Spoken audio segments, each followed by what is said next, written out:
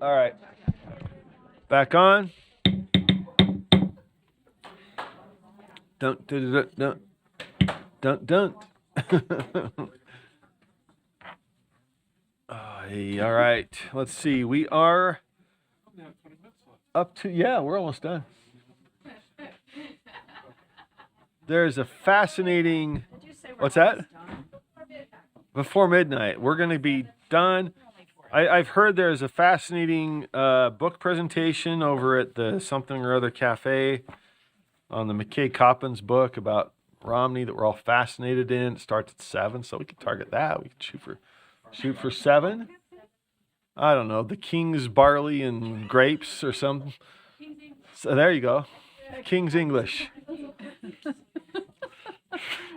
I don't go to enough bookshop cafes. King's English, 7 o'clock. McKay Coppins from the Atlantic talking about his MIT bio. So that's worth trying to get to. Oh, yeah, let's go. All right, let's go. Okay, an hour and 23. So I don't think so. I think it's just Coppins Just the barley. from what I hear. Just the. All right, so general session legislation preparation. Let's turn to that. And I think we have Deputy Stallings to guide us in that one. Is that right? Or let's see, what do we have? We've got actually funding first. Yeah, we do have funding scheduled first. So Deputy Jones, did you want to walk us through that one?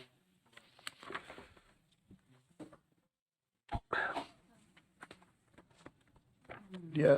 Okay, there we go. The Deputy Superintendent of Operations, Scott Jones. This is agenda item 11.1.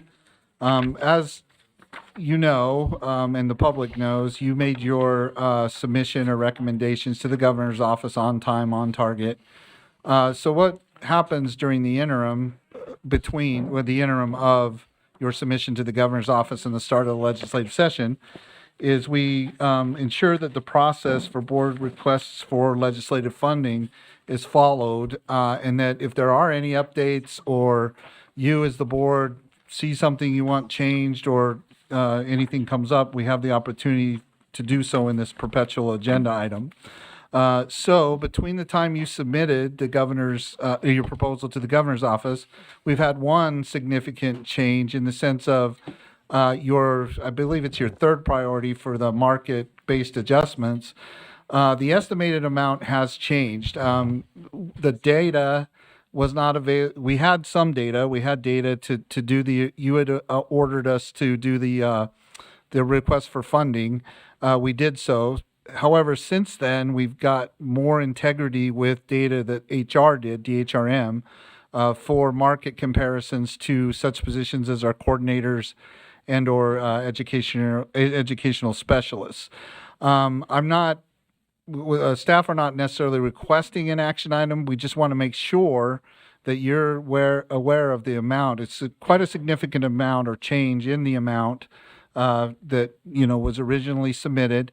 The governor's office or staff is aware as well because they have a tie-in with DHRM as well. However, we're insistent upon making sure that you know of any changes so that if you feel like you want to action it, to amend it, the amount, we can take that opportunity now. But at the very least, you've been made aware and that we'll go ahead and update that at your direction with both the governor's office, but also with the legislature as we move towards the beginning of the session.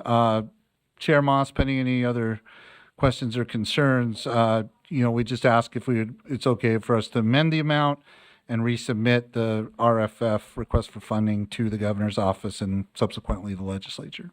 So is this, I'm looking at the backup, the increase from 1.1 to 5.9? Yes, sir. Yep. To 5.9 million. Right.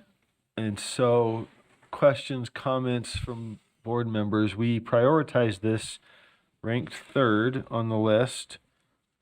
This is ongoing money. And so that's the increase. Any questions or comments? I don't see any. Okay.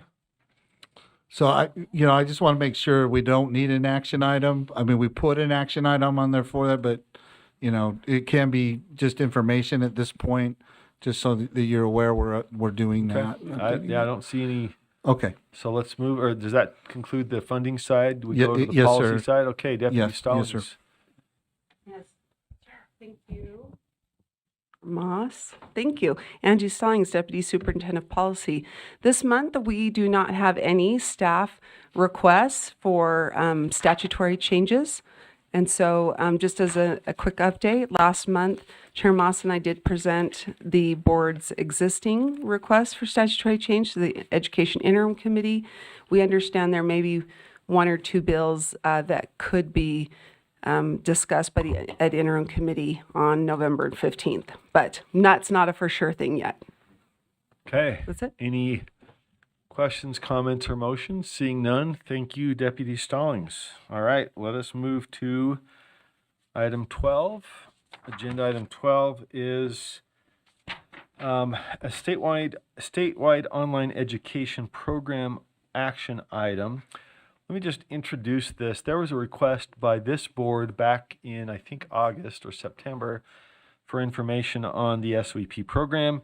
Staff have looked at it and identified a number of items on which they would like to tee up a proposed rule. And rather than go through the merits of that potential rule today, I think the action item, as I understand it, is to ask them to work something up for consideration by a committee. So the action item will simply be to send it to the committee to address certain items. I don't think we're looking to direct specificity as to what position we may want to take in committee or back on the board on those elements. But I think, Quinn Callis, if you're ready, or you are lead person on this, if you'd just like to maybe identify the items on which you think a rule would be appropriate without asking us to debate the merits of those, we can probably come up with a direction to take it back and work it up for a committee. Thank you, Chair. Am I getting that right? Yes. Okay, thank you, sir. Thank you, Chair. Members of the board, my name is Quinn Kellis. I'm the coordinator for the Technology Supported Learning team, and part of that includes the State Online Education Program. It's my pleasure today to answer any questions you might have about this. Our intent here is to respond to board requests from a couple of months ago when we brought 2 requests for board approval for online education providers. One of those being a certified online provider, which the board appropriately denied. And at that same time, the board asked staff to come back with some recommendations to tighten up the application process. And so the intent of this item is to do exactly that. These are somewhat specific, as you can see them, items 1, 2, and 3. But in general, what we're asking is that the board direct staff to propose rule change language that will address these items 1, 2, and 3 thematically. All right. I think, oh, were you finished? I'm sorry. Yes. Oh, I may have jumped in too soon, but we do have comments from member Lear. So the items are protection of data, the requirements for entity status as applicants, and the applicant's academic service experience. And so we're not, I think it teed up a couple of options, but we're not asking for direction on the ultimate product or conclusion, just to address those 3 items or topics. Does that sound right? Yes, Mr. Chair, that's correct. And then we'll hash it out in committee and then bring it back to the board for full debate in both forums. Okay, go ahead. Yes, and we have a proposed motion when you're ready for that. Okay. Okay, member Lear? I just have a simple question. There is already an SOEP rule, so I'm assuming this will be just amendments to that rule, not a different rule. Is that right? Mr. Chair? Jennifer's nodding Please. behind you, so Yes, that's correct. thank you. Okay. Member Lear. So I believe Deputy Stallings has a shortened rule or a motion, which is there. Motion is that the board directs staff to include in the Utah State Board of Education Board statewide online education program rule the following 3 elements.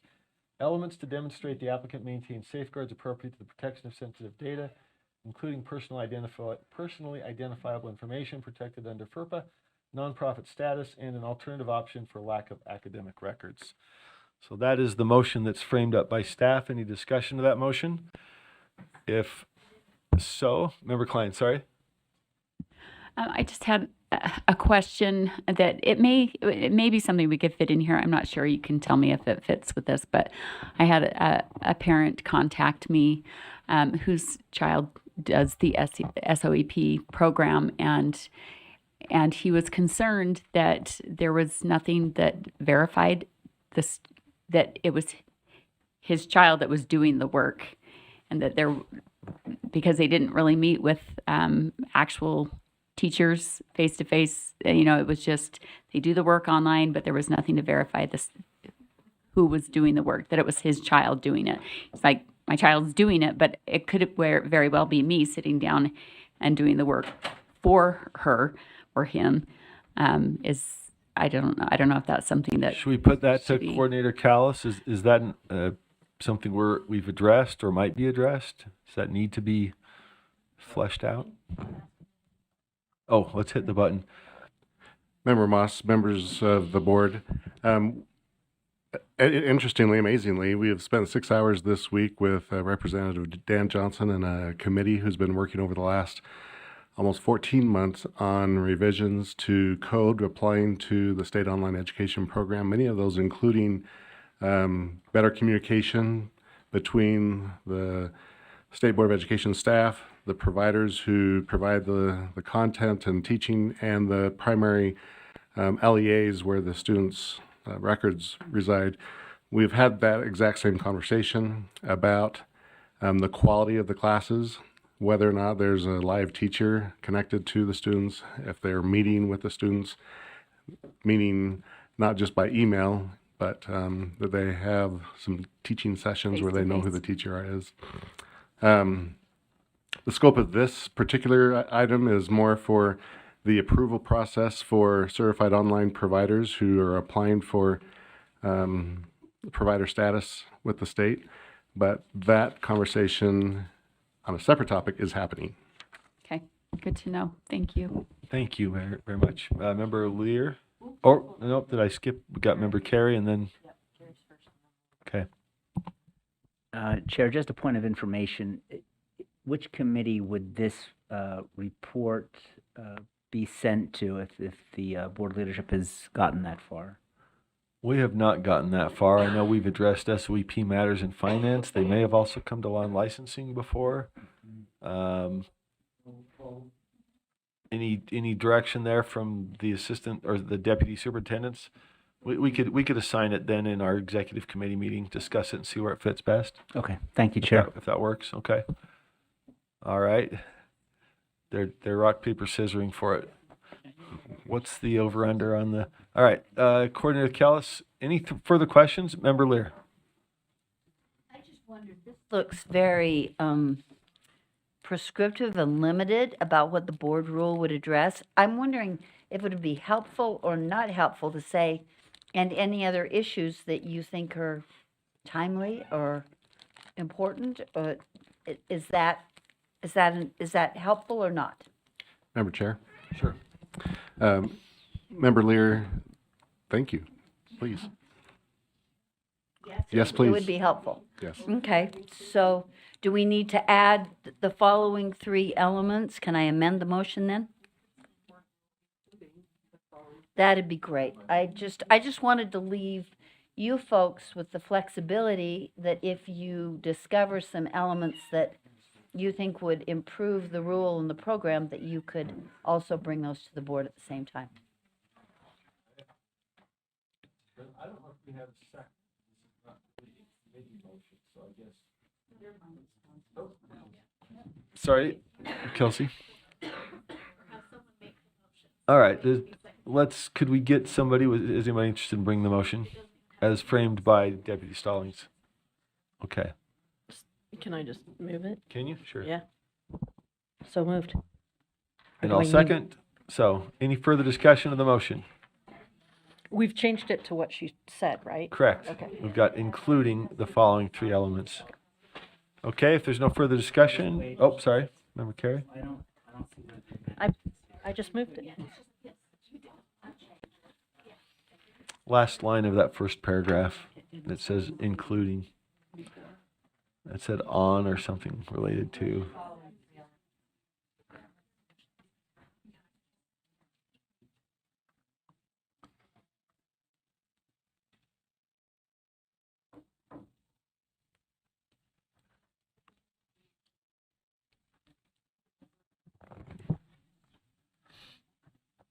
Do you want to? Remember Carrie? Let's see. Go and get number. Chair, my concern on this motion is that support for this application was made in part because it was limited.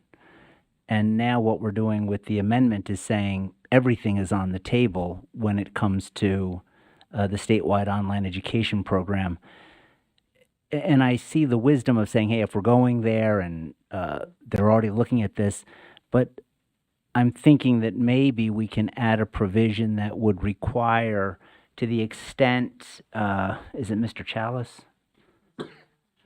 Callis? That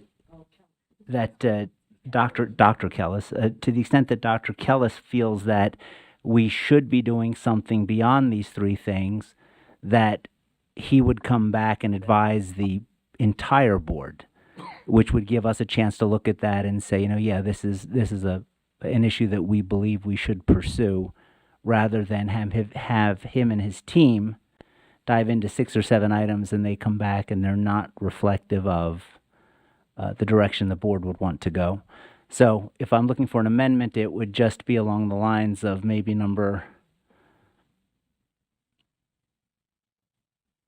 I'm there if you need me.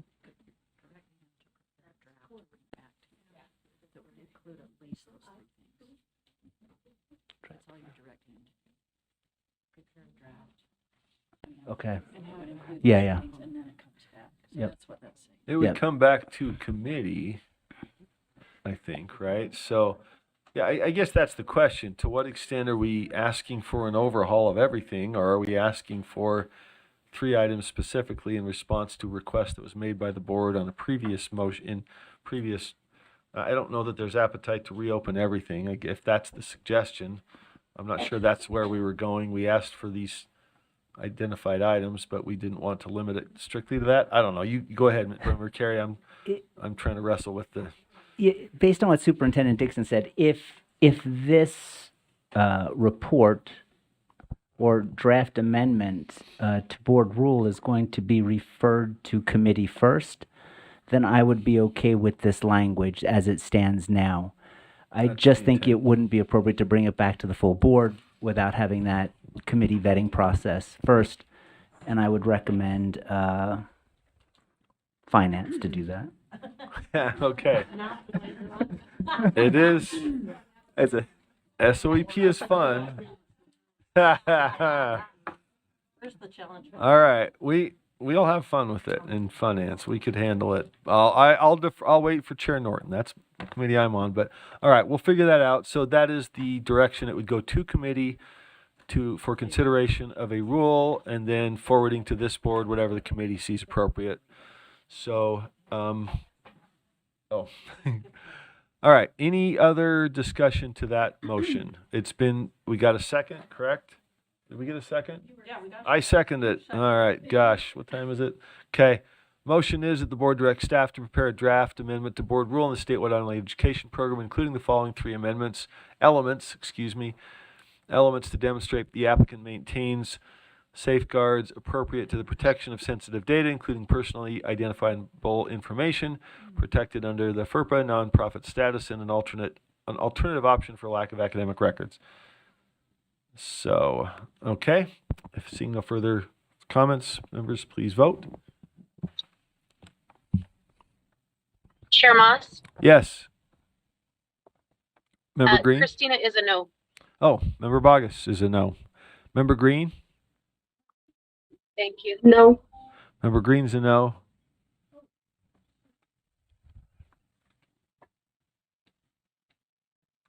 Let's see, we're still missing 2. You're voting over there for people. For some reason, I really thought this was Member Bogus, but Member Klein's not here, and I can't Can you hit cancel? Can we change it to a absent? abstain, didn't you? Well, At the bottom, there's. let's see if we can cancel. We don't want abstain. Well, maybe we need to reboot the. We could start the vote again. Yeah, let's revote. All right, that's fine. No, you're trying to get it right. New system still. All right, so we're gonna vacate that and revote.